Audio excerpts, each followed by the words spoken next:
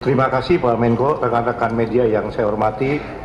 Seperti tahun sebelumnya 2024, Nataru dan Lebaran di 2025, pemerintah melaksanakan kegiatan bantuan ekonomi berupa bantuan diskon tiket bagi masyarakat yang akan melaksanakan liburan berikutnya, yaitu liburan Nataru 2025 dan Tahun Baru 2026.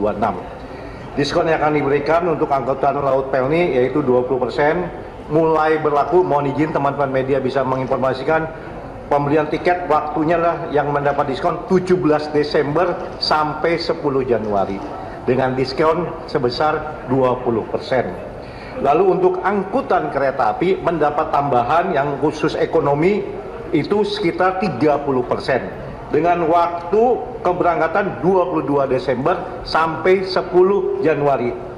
Begitu dengan ASDP penyeberangan juga akan dapat diskon di tanggal 22 Desember sampai 10 Januari. Untuk pesawat terbang berlaku di 22 Desember sampai 10 Januari dengan diskon kira-kira berkurang sampai 13 sampai 14% dari harga semula. Diskon ini diberikan bagi semua penumpang yang menggunakan tarif ekonomi. Demikian Pak Menko. Untuk libur Nataru ini, jadi dari Kementerian Pariwisata ada sejumlah agenda yang kami lakukan, diantaranya ada event, seperti disampaikan oleh Pak Menko tadi ada 264 event yang akan tersebar di seluruh wilayah di Indonesia, yakni ada event internasional, baik itu musik, MICE maupun festival, kemudian juga ada event daerah yang diselenggarakan oleh pemerintah daerah. Kemudian kita juga ada 65 paket wisata untuk 10 DPP atau destinasi prioritas maupun juga non-destinasi prioritas. Sampai dengan saat ini kami ada travel fair yang akan kami laksanakan untuk periode Desember hingga Januari 2026. Saat ini kami masih kompilasi untuk paket yang terjual sampai dengan nanti di Januari 2026. Itu Pak Menko sampai dengan saat ini. Kami nanti seperti disampaikan oleh Pak Wapres pada saat di G20 di South Africa, nanti akan ada visa gratis juga untuk South Africa dan Indonesia untuk bilateral dua negara ini. Kemudian juga kami sampaikan izin untuk proyeksi kunjungan Wisman. Untuk Desember proyeksinya akan di angka 1,3 juta wisatawan mancanegara akan berkunjung ke Indonesia, dan wisatawan Nusantara proyeksinya akan terjadi pergerakan sebesar sekitar 100 juta lebih, sehingga mudah-mudahan di Desember nanti dengan diskon tiket yang diberikan ini akan benar-benar mendorong pertumbuhan ekonomi kita di kuartal terakhir 2025 ini. Terima kasih. Menko, para rekan media sekalian, jadi ini kaitannya mengenai OSS atau Online Single Submission yang kaitannya terhadap pelayanan perizinan. Memang dalam 2 bulan kemarin itu ada sedikit gangguan terhadap pelayanan perizinan karena ini ada integrasi terhadap pelaksanaan Perpres baru, Perpres 28 kaitannya terhadap integrasi pelayanan perizinan, karena sekarang sudah masuk ke dalam kurang lebih 53 kementerian lembaga yang terkait. Jadi tapi per November ini kita sudah pastikan bahwa pelayanan perizinan berusaha sudah kembali normal, dan yang mau kami sampaikan bahwa untuk menutup di kuartal keempat tahun ini angka realisasi investasi itu daripada yang ditargetkan sekitar 1.900 triliun, ini pergerakannya cukup signifikan, dan di menutup tahun 2025 kita yakin dan percaya bahwa angka ini bisa tercapai.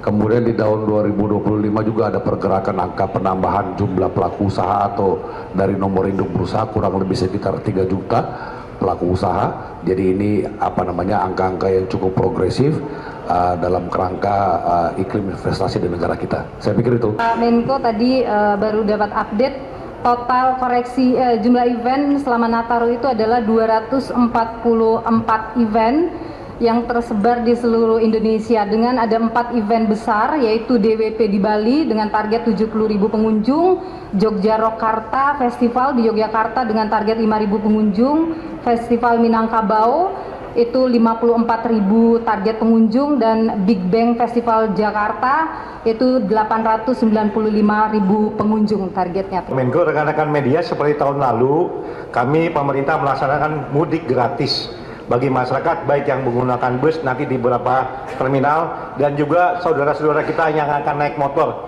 Nanti ada beberapa kereta api dan pelabuhan yang akan mengangkut kereta api ke wilayah-wilayah yang memang untuk mengurangi kecelakaan lalu lintas di perjalanan. Demikian Pak Menko, terima kasih. Dari Sekjen Kemendikmen. Terima kasih Pak Menko, selamat sore teman-teman media. Kami menyampaikan bahwa dari hasil identifikasi kami terhadap libur sekolah yang sudah ditetapkan oleh pemerintah daerah, baik itu Pemda, Kabupaten, Kota maupun Provinsi, kami menemukan bahwa umumnya Pemda sudah menetapkan hari libur akhir tahun itu mulai tanggal 22 Desember sampai dengan tanggal 3 atau 4 Januari 2026 dengan memperhatikan bahwa semua hampir sama waktu liburnya dan sudah mencapai 2 minggu libur.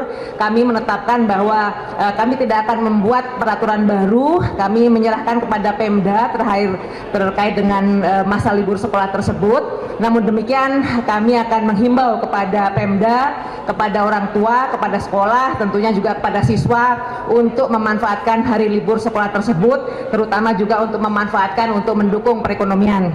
Dan kami Pak Menteri Pendidikan Dasar dan Menengah Profesor Mukti menghimbau agar keluarga dan masyarakat memastikan anak-anak bisa menggunakan kegiatan memanfaatkan waktu libur untuk kegiatan-kegiatan positif, untuk berrekreasi sosial, mengunjungi teman, mengunjungi sanak famili, dan memanfaatkan gawe secara bijak, tidak berlebihan. Itu dari kami, terima kasih.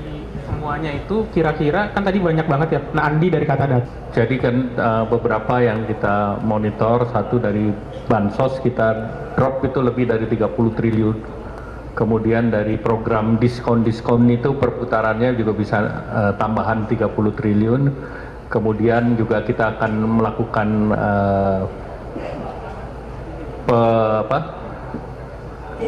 kredit massal untuk perumahan. Targetnya di bulan Desember itu 50.000 untuk KUR. Jadi tentu itu nanti tinggal dikali, kalau itu 5 miliar jumlahnya besar. Kemudian silakan yang lain. Kita berharap angkanya dalam range ya. Jadi kontribusinya akan lebih tinggi dari 5% karena memang dari tadi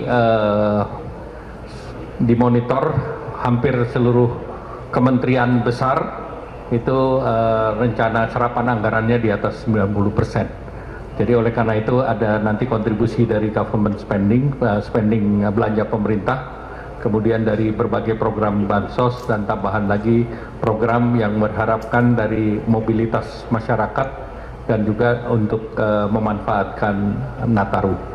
Nah, kami optimis range-nya antara 54, 56.